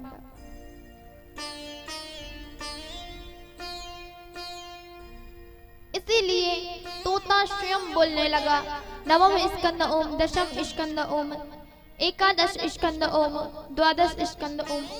और जैसे ही 12, 12 स्कंद ब्राह्म हुए कि तुरंत भगवान शंकर जयकारा लगाते हैं। जैसे ही जयकारा लगाया कि माता पार्वती की नींद खुल गई। माता पार्वती ने कहा कि प्रभु क्या गोविंद भगवान कृष्ण का जन्म हो गया? भगवान कहते हैं कि लगता है देवी आप कथा में सो गई थी। बोले हाँ स्वामी, जब आप 9वां स्कंद प्रारंभ हुआ था तभी मैं वहां पर सो गई थी। बोले जब आप सो रही थी, जब आपको नींद आ गई तो ओम नमः शिवाय कौन बोल रहा था? यहाँ वहां देखा, नीचे देखा, कोई नहीं। जब ऊपर की ओर देखा तो तुरंत वहां पे तोता दिखाई दिया। तोते पर अपना त्रिशूल फेंका और तोता भागते भागते वेद व्यास जी की पत्नी बिटिका के गर्भ में प्रवेश कर जाता है।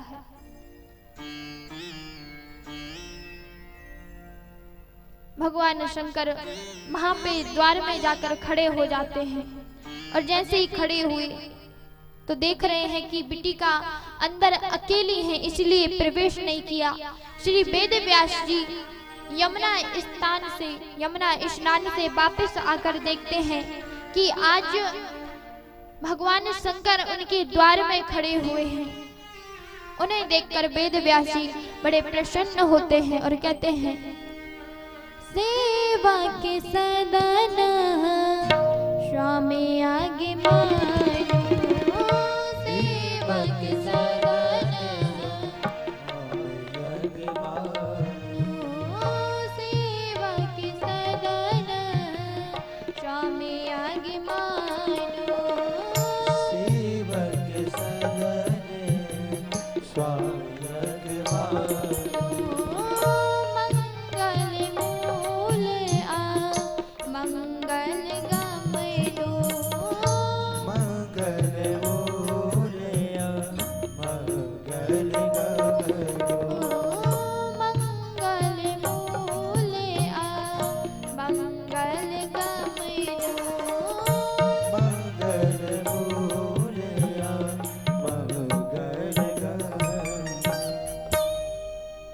व्यास जी बड़े प्रसन्न होते हैं।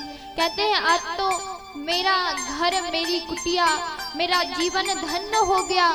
जो सेवक के घर, दास के घर स्वयं परमात्मा परम ब्रह्म भोलेनाथ गुरु पधारे हैं। बोले प्रभु आपका स्वागत है, आपका कैसे आना हुआ? भगवान शंकर कहते हैं कि आपके घर में एक चोर घुसा हुआ है, उस चोर को आप वापस निकालिए। वेद व्यास जी ने कहा कि मेरे यहाँ पे है ही क्या जो चोर चोरी करेगा? बोले मेरी कुटिया में है ही क्या?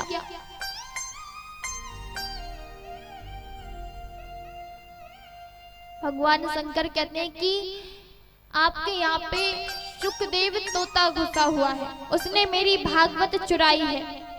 बोले मैं उसे छोड़ूंगा नहीं। वेद व्यास जी कहते हैं कि प्रभु आप ये क्या कह रहे हो? जिसने कथा सुनी हो, जिसने श्रीमद् भागवत कथा सुनी हो, वो तो अमर हो जाता है, उसे आप कैसे मार सकते हो? बोले आप अपनी ही बात से टल रहे हो, अपनी ही बात आप झूठी कर रहे हो। शंकर जी को समझाया, समझाकर पुनः वापस भेजा। सुखदेव जी से कहते हैं कि पुत्र अब तुम अपने माँ के गर्भ से बाहर आ जाओ, क्योंकि तुम्हारी माँ को पीड़ा हो रही है। सुखदेव जी कहते हैं कि नहीं पिताजी, मैं गर्भ से बाहर नहीं आ सकता। यदि मैं बाहर आया तो मुझे, बोले जिस प्रकार बारिश होती है, बारिश में जो बूंदें नीचे गिरती हैं वो मटमैली हो जाती हैं, और बोले मटमैली होने के बाद वो अपवित्र मानी जाती हैं। जब तक ऊपर रहती हैं तब तक तो पवित्र रहती हैं, लेकिन नीचे आते ही मिट्टी में गिरकर अपवित्र हो जाती हैं। बोले ऐसे ही जीव है, जब तक माँ के गर्भ में रहेगा तब तक उसे प्रभु की भक्ति, तब तक पवित्र रहेगा।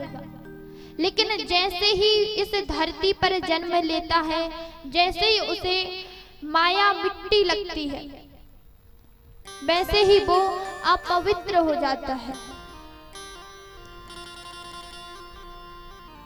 बोले मैं बाहर नहीं आऊंगा। वेद व्यास जी के बार बार विनती करने पर जैसे ही सुखदेव जी बाहर आए हैं, तो बाहर आते ही जंगल में चले गए। सुखदेव जी पीछे से आवाज दे रहे हैं वेद व्यास जी कि पुत्र थोड़ा तो रुक जाओ, शायद तुम एक बार मेरे तरफ देख लेते तो मुझे इतना दुख नहीं होता।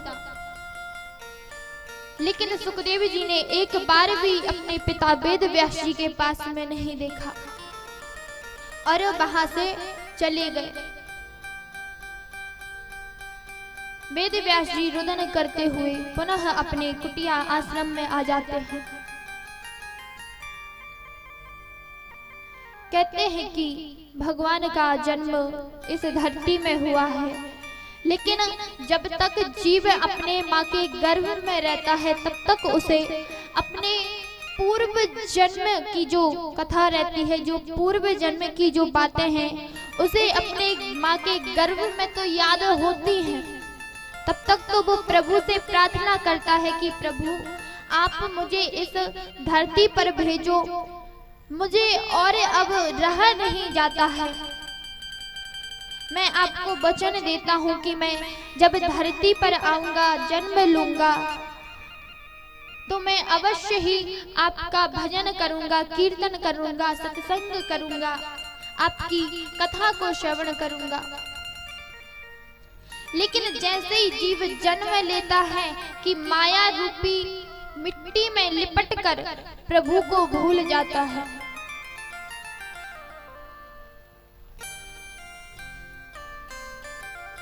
फिर उसे बस संसार की मोह माया ही घेरी रहती है,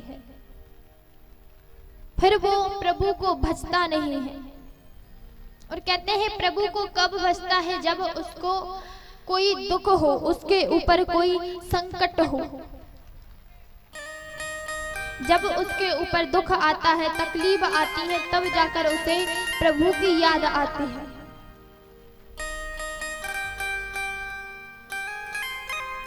और कहते हैं यदि प्रभु को आप दुख में भी भजो, सुख में भी भजो, तो आप पर गोविंद की कृपा हमेशा बनी रहेगी, कोई तकलीफ नहीं होगी। क्योंकि कहते हैं कि दुख में सुमिरन सब करे, सुख में करे न कोई। जो सुख में सुमिरन करे, सो दुख काहे को होए कबीरा। सो दुख काहे को, दुख में सुमिरन सब करे, सुख में करे न कोई।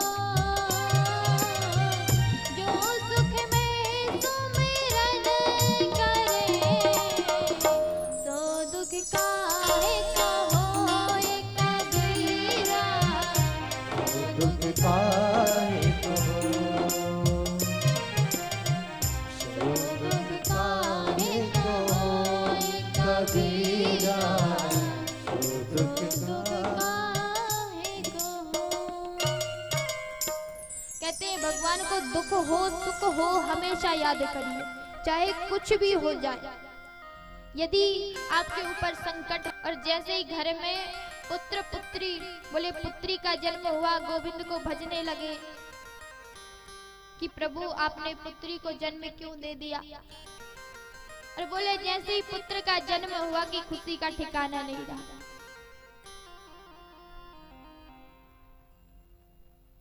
फिर तो प्रभु को कहते हैं आपका धन्यवाद, आपने पुत्र को जन्म दिया, बस इसके बाद खुशी का ठिकाना नहीं रहता, यहाँ वहाँ मिठाइयाँ बांटेंगे। दुख हो चाहे सुख हो, भगवान का हमेशा भजन कीर्तन करते रहना चाहिए।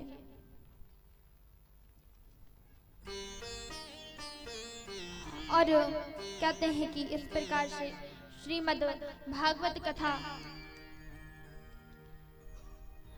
धरती पर श्री सुखदेव जी के द्वारा आई है,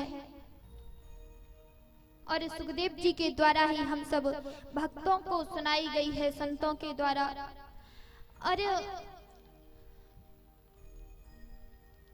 बारिश भी हो रही है, और बारिश के कारण सभी लोग यहाँ वहाँ, किसी का मन कथा में नहीं है, बस शरीर के साथ बैठे हुए हैं। लेकिन बड़े अच्छे भक्त हैं कि बारिश होने पर भी अपने घर की चिंता छोड़कर कथा में बैठे हैं। गोविंद को कह रहे हैं कि प्रभु जो भी हो रहा है आप घर में जाके देख लेना, और हम यहाँ पे आप क्यों देख रहे हैं सामने बैठ के। ऐसे ही भक्ति प्रेम बना रहे कि जो भी होगा गोविंद देखेंगे, लेकिन हम आपकी कथा श्रवण करेंगे। अब कहते हैं प्रभु को ज्यादा कष्ट भी नहीं देना चाहिए, और ज्यादा यदि कष्ट दोगे तो प्रभु कहेंगे तो मैं तो जा रहा हूँ। यदि जो जो चाहते हैं कि भगवान हमारे घर में बैठे रहे, तो सभी लोग अब आरती करेंगे, क्योंकि अभी तो कथा वैसे ब्राह्मणी होने वाली थी, लेकिन बारिश के कारण दिक्कत ना हो, सभी लोगों को, किसी को भी कोई परेशानी ना हो, इसीलिए जो आगे की कथा है उसे हम कल श्रवण करेंगे। और सभी अभी लोग कुछ नाम संकीर्तन करते हैं, सभी लोग मीठी मीठी तालियों के साथ सभी लोग अपने स्थान में खड़े हो जाएंगे। सभी लोग अपने स्थान में खड़े हो जाएंगे और तालियों की सेवा करते हुए 2 मिनट कीर्तन करेंगे। उसके बाद आरती की ओर चलते हैं। और सभी को ध्यान रखना है कि कल भगवान शंकर का विवाह है, भगवान शंकर और माता पार्वती का, इसीलिए सभी लोग 1 बजे टाइम से यहाँ पे उपस्थित हो जाएंगे। आइए सभी लोग।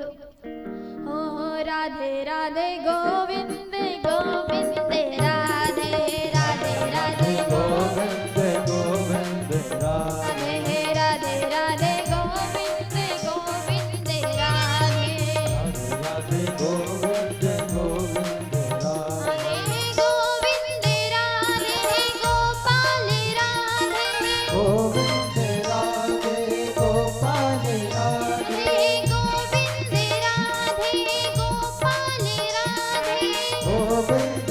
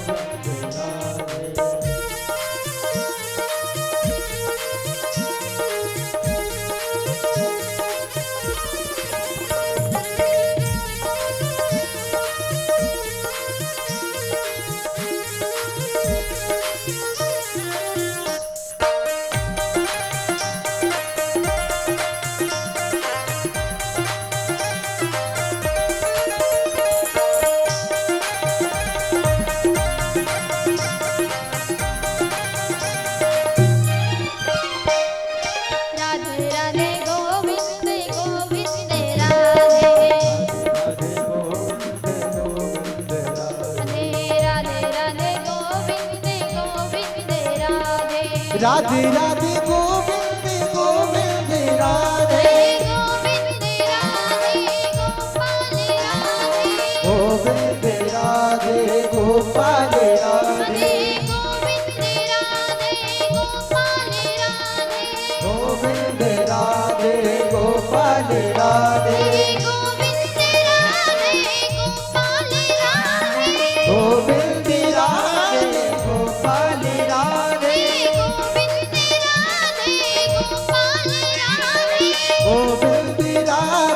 गोपाल राधे राधे गोविंद गोविंद राधे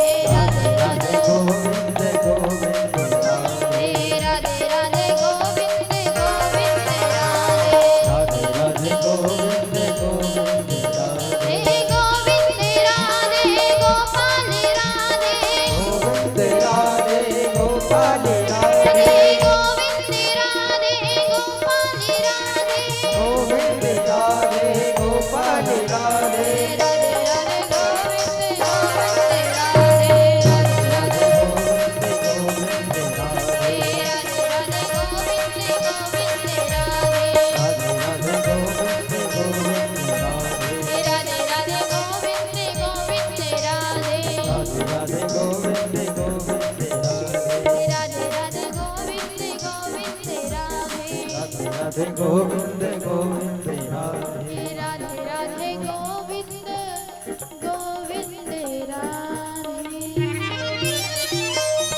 बोले कृष्ण कन्हैया लाल की, राधा रानी सरकार की, श्रीमद् भागवत महापुराण की, गौ माता की, सुखदेव जी महाराज की, वेद व्यास जी महाराज की, जय जय श्री राधे, जय जय श्री राधे, जय जय श्री राधेश्याम।